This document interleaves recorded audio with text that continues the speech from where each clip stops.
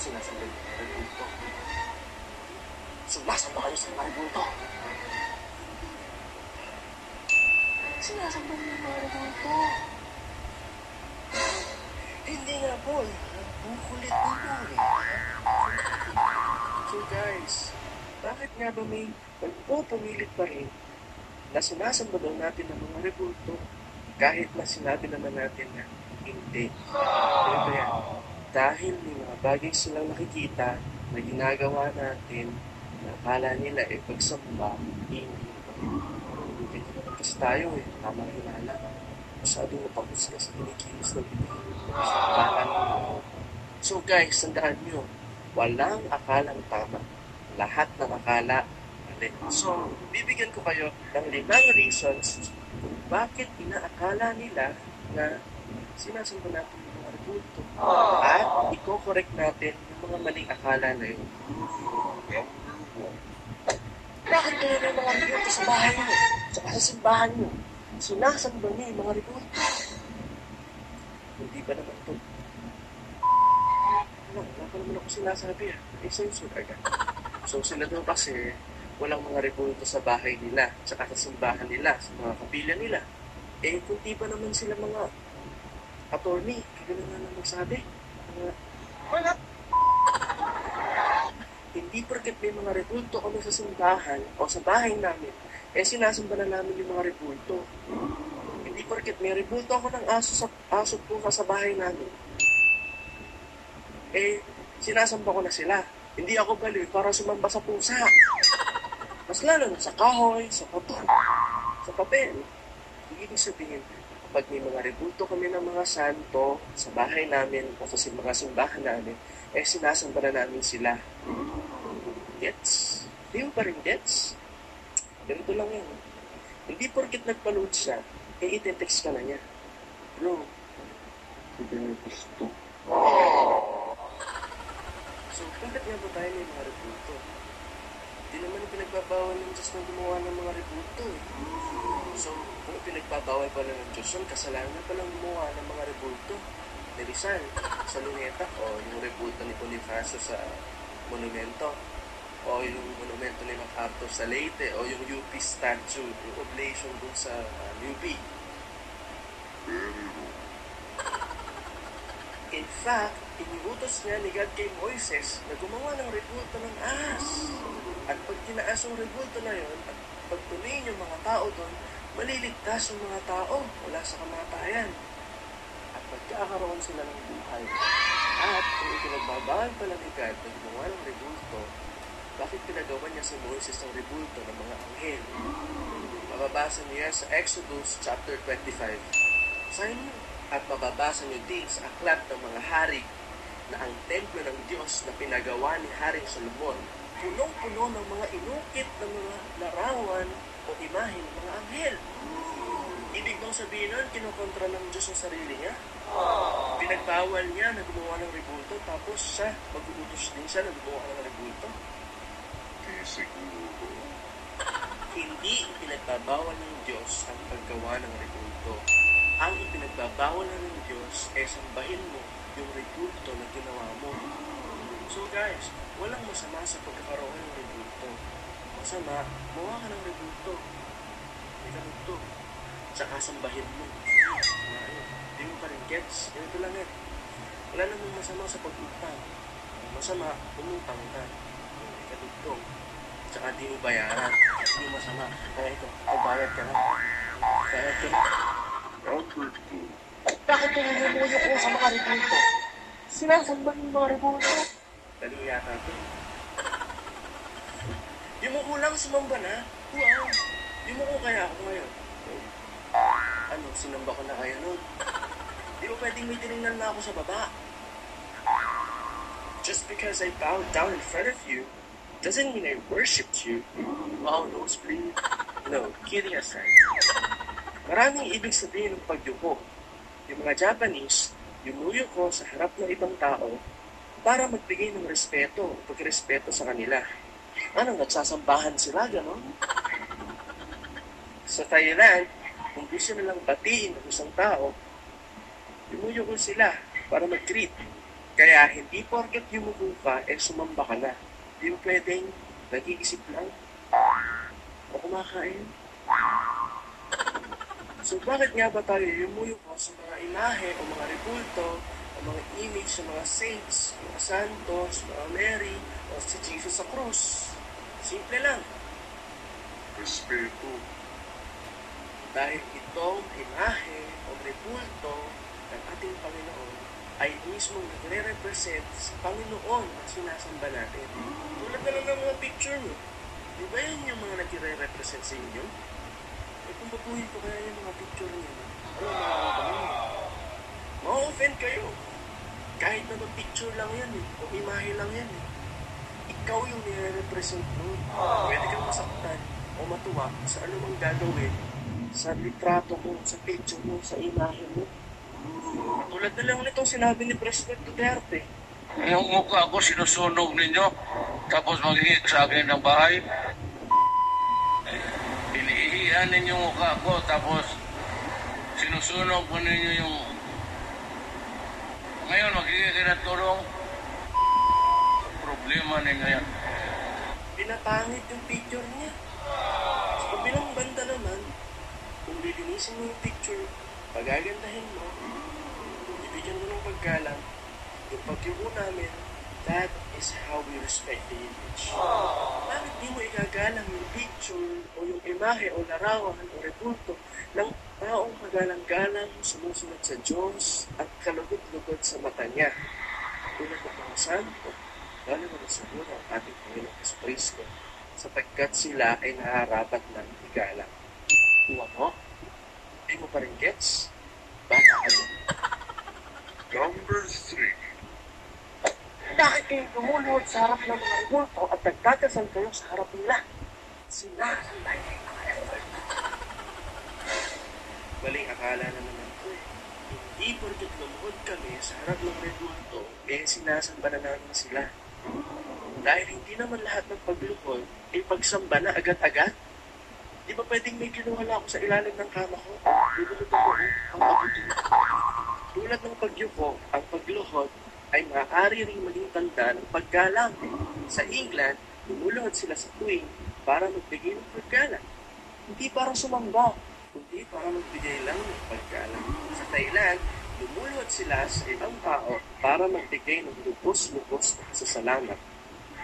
Sa Japan, lumuluhod sila pag gusto nilang humingi ng sorry o humingi ng awa o ng pagpapatawan. Kaya hindi lahat ng pagluhod pagsamba na agad-agad. Sa Biblia nga sa ikalawang aklat ng mga hari, mababasa natin na ang isang punong kawal ay lumuhod sa harap ni Elias para mamanhikan at para makiusap. Hindi para sambayan si Elias. Pwede lumuhod para bigyan ng paggalang, pagrespeto, bigyan ng parangal, o pakikiusap. So, bakit nga ba tayo lumuluhod sa harap ng mga rebulto o ng mga imahe? Una, lumuluhod tayo sa harap ng mga imahe o mga rebulto bilang pagbibigay galang hindi lamang sa mismong imahe, kundi sa mismong mga persona na nire-represent nila. Mas kagalang-galang talaga kaysa sa atin at dapat talagang igalang. Pangalawa, lumuluhod tayo sa harap ng mga rebulto o imahe para manalangin. Diba, ekspresyon ng pagdarasal o pananalangin ay pagluhod. Sabi nga, tugurin mo ang problema mo. Magdasal ka. Tanda ng lubos na pasasalamat, pagmamakaawa, pakikiusap, o paghingi ng tawa. Bakit naman daw sa harapan ng mga imahe at mga rebulto? Pwede naman daw palang magdasal kahit saan. Naman pala pwede naman palang magdasal kahit saan bakit daw yung magdasal sa harap ng imahe ng krus? Ano yun? Pwede lumuhod at magdasal sa harap ng inidoro? Basta wag lang magdasal sa harap ng imahe ni Kristo?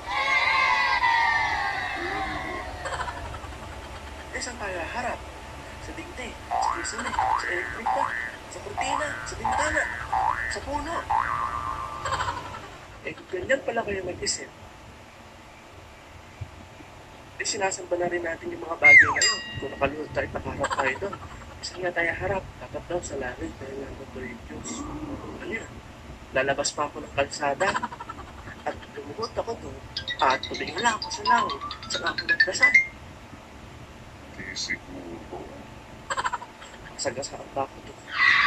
So, bakit nga ba tayong mga Katoliko ay nagdadasal sa harap ng mga rebulto o mga imahe? Simple lang. Dahil nakakatulong sila para makapag-focus tayo sa ating pananalaman. Dinadala tayo nitong mga rebulto o imahe nito sa mga persona mismo na mga nire-represent nila. At mas mararamdaman natin kung pinakausap natin. Tulad na lang nitong bata natin sa picture. Hindi dahil sa sinasamba namin sila, kundi dahil para lang mas lalo namin madama, maramdaman, at maalala ang kanilang presensya. Number 4. Bakit binibigyan niyo ang nag-aalala ko ng mga bulaklak sa mga rebulto? Sinasamba niyo yung mga rebulto. Eh si President Duterte pala, nag-alay siya ng bulaklak doon kay Rizal, eh sinamba na yung rebulto ng Rizal dahil nag-alay siya ng bulaklak. Ako, Rizalista na pala si President Duterte dahil nag-alay siya ng bulaklak sa rebulto ng Rizal. Fake news. Ay sus, diba yan? Nag-aalay lang ng bulaklak sa rebulto para magbigay ng parangal sa nire-represent ng rebulto na yun. Pinagdarangal namin ang Panginoon sa tuwing inaalay namin ang bulaklak para sa kanyang inahe at binibigyan namin ng parangal ang kanyang ina at kinikilala kapag nag-aalay kami ng bulaklak sa kanyang larawan. At sa larawan at inahe at rebulto ng mga santo at mga anghel na namuhay ng may kabanalan at pag-ibig sa Diyos at sa sambayanan na dapat na parangal. Hindi dahil sa sinasamba namin sila at rebulto agad. Ano, kapag binigyan ka ng bulaklak ng sota mo, sinasamba ka na niya agad. Diyos ka agad, gano'n. That's what we say. Bakit hinahalikan mo yung mga rebulto at mga imahe? Sinasamba niyo yung mga imahe at mga rebulto? Porkit hinalikan silang pala agad. Hindi porkit hinalikan namin yung mga pictures at yung mga statues ng Jesus Christ at ni Mama Mary at ng mga saints and angels, eh sinasamba na namin yung mga rebulto at mga imahe. Ang paghalik namin doon ay pagpapakita lang at pagmamahal namin at pag-ibig namin sa mga persona na re-represent ang mga imahe at rebulto na yun. Expression of love and affection ika sa mga persona na nire-represent ang mga imahe na yun. Eh di pag pala hinalikan mo yung picture ng taong mahal na mahal mo, eh, sinamba mo na yung larawan na yun. Di ba pwedeng mahal mo lang yung taong nire-represent yung larawan na yun? Di ba pwedeng drawn ka lang sa kanya, attracted ka lang sa kanya, gusto-gusto mo siyang lagi nakikita at mahal na mahal mo siya? Sa pamamagitan ng paghalik namin sa mga images o sa mga rebulto o sa mga larawan, na i-express namin yung pagmamahal namin at yung affection namin kay Jesus Christ sa kanyang ina at sa mga banal at santo at sa mga nakalangit na bagay. Sa mga virtues ng mga santo. May virtues, GMT mo. So kapag hinalikan ka ng girlfriend mo, ay hindi ibig sabihin mo, eh sinamba ka na agad-agad na parang Diyos. Ibig sabihin lang no, mahal ka niya. Okay? So yun na yan. Pero, may pahabol na tanong yung iba dyan. Ito, pangwali. May pahabol nila kasabihin sa atin. Paano na malalaman? Sabi mo talaga ang itsura ni Heso Kristo.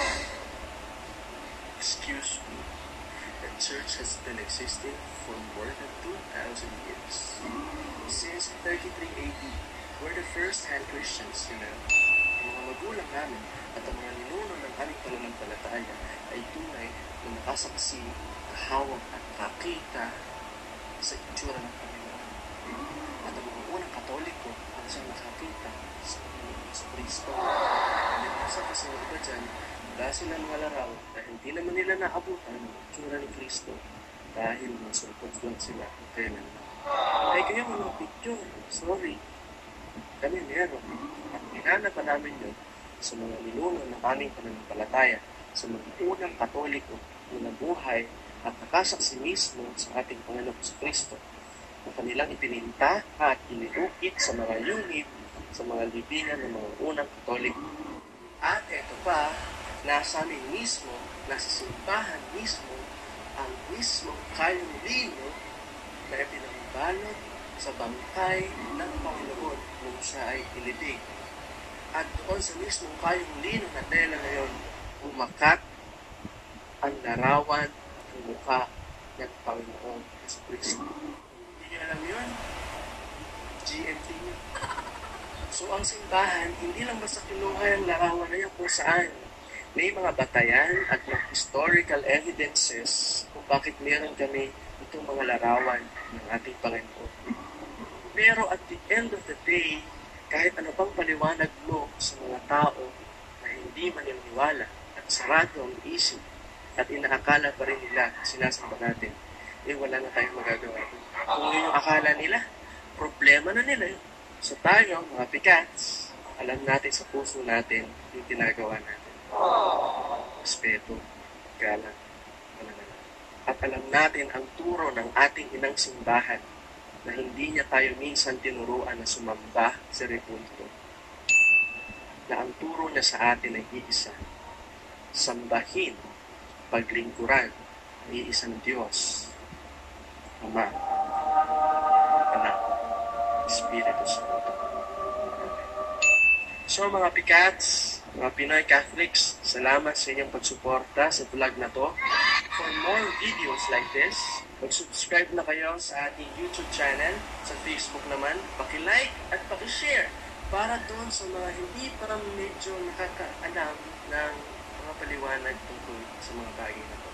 So paano ba yan? See you on our next video. Ako nga pala ay isang Pinoy Catholic. Bye!